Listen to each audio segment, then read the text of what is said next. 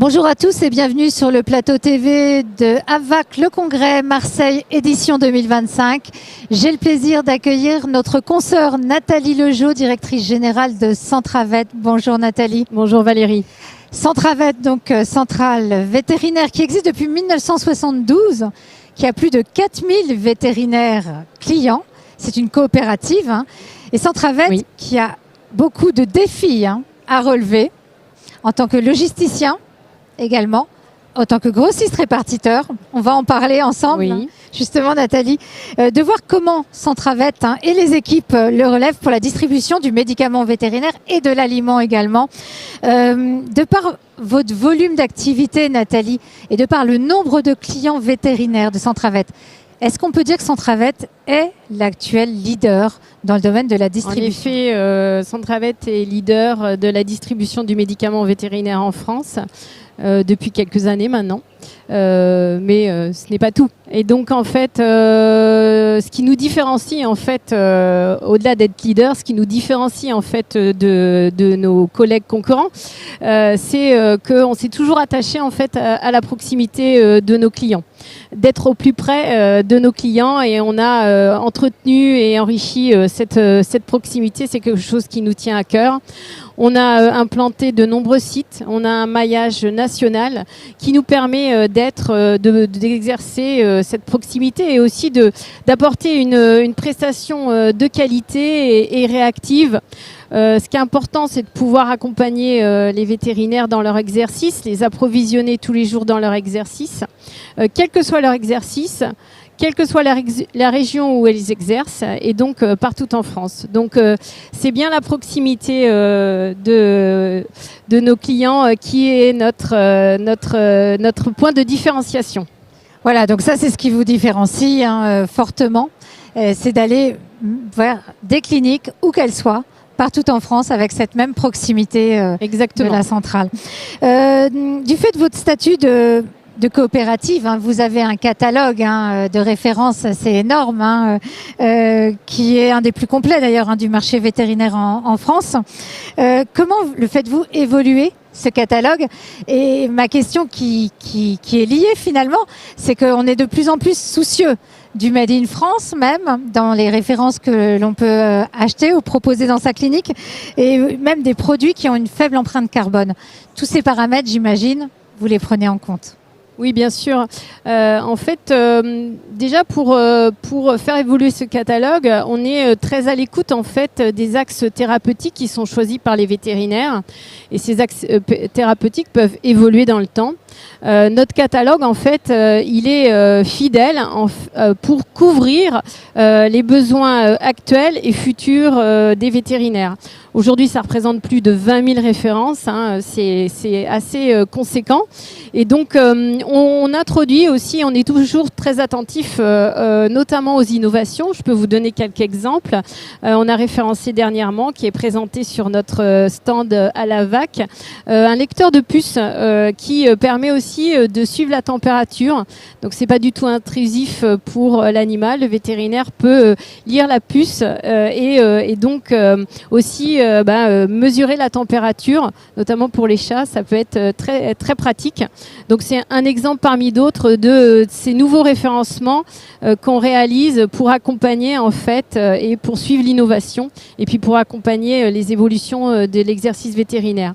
Un autre exemple, on a élaboré en fait un catalogue sélectif à travers ce qu'on appelle chez nous la sélection de Capucine, où en fait on rassemble des articles qui sont éco-responsables ou made in France ou à circuit court, et en fait les ASV, les vétérinaires peuvent aller chercher dans ce catalogue spécifiquement pour répondre à leurs besoins par rapport à ces problématiques. Merci, parce qu'en effet, c'est compliqué avec autant de références et puis toutes ces problématiques que vous prenez en compte sur le Made in France et l'éco-responsabilité. Tout à fait. C'est essentiel. Mais alors, comment évaluez-vous les ordres de priorité d'investissement dans votre activité ? En fait, nos investissements, ils sont toujours guidés en fait dans un profond respect de notre objet social. approvisionner les cliniques vétérinaires, les vétérinaires en exercice au quotidien, partout en France. Et donc pendant toutes ces années, en fait, on a beaucoup investi et on continuera de le faire dans notre métier de distribution et aussi dans notre métier de logisticien. Donc c'est ça qui nous guide. On a comme investissement tout simplement pour exemple de verdir notre flotte. Et donc autre investissement, autre axe de critère de priorisation pour ces investissements, c'est aussi de relever les enjeux RSE. À travers cet verdissement de notre flotte par exemple, et puis aussi d'investir dans nos ressources humaines, parce que l'équipe et l'engagement de nos équipes et la formation de nos équipes, c'est quelque chose qui nous tient à cœur. Autre investissement, ce qui nous guide aussi, c'est d'assurer aussi une bonne compétitivité de notre offre, et donc à chaque fois qu'on peut investir pour assurer cette compétitivité auprès de nos clients, on priorise en fait ce type d'investissement. Voilà ce qui nous permet de choisir. En tout cas, il y a de nouveaux défis de la distribution vétérinaire en France qui sont à venir. Est-ce que vous sauriez nous dire quels sont-ils et comment allez-vous les prioriser ? Alors déjà, le premier défi à relever, le premier enjeu à relever, c'est de pouvoir travailler avec nos équipes et mobiliser nos équipes autour d'un métier qui est complexe et qui demande une exigence de façon récurrente. Donc on souhaite relever avec eux ce défi du travailler ensemble. Un autre défi, et non des moindres, c'est de pouvoir se positionner dans la chaîne de soins vétérinaires et de trouver le juste positionnement en tant que grossiste répartiteur. Et puis, comme je le disais auparavant aussi, un défi de la RSE. Demain, comment rentrer dans une ville, dans des centres urbains qui seront zones à faible émission, avec des camionnettes, puisque nous avons une flotte de camionnettes et on assure le dernier kilomètre. Donc c'est un défi qu'on va relever demain. D'accord, parce que le dernier kilomètre, c'est un de vos plus grands défis.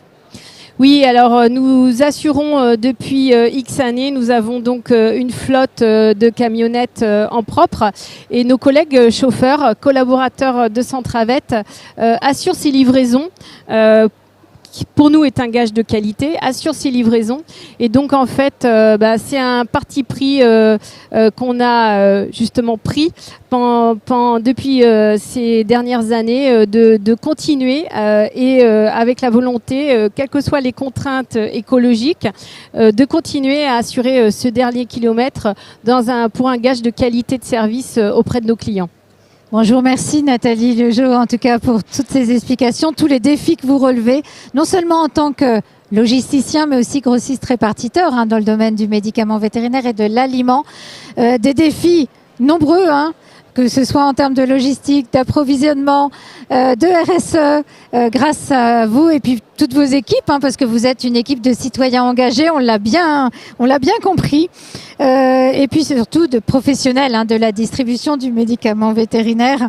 En tout cas, je finirai par une phrase que vous prononcez souvent chez Centravet. Vous avez vraiment... Elle n'est pas de moi, mais oui. Mais vous la prononcez souvent et je vous laisserai après si vous souhaitez l'amender. En conclusion, il faut jeter son sac par-dessus le mur pour avancer. Oui, tout à fait. C'est une petite phrase qui revient chez nous souvent face à des défis importants. Il faut avoir le courage de jeter son sac par-dessus le mur.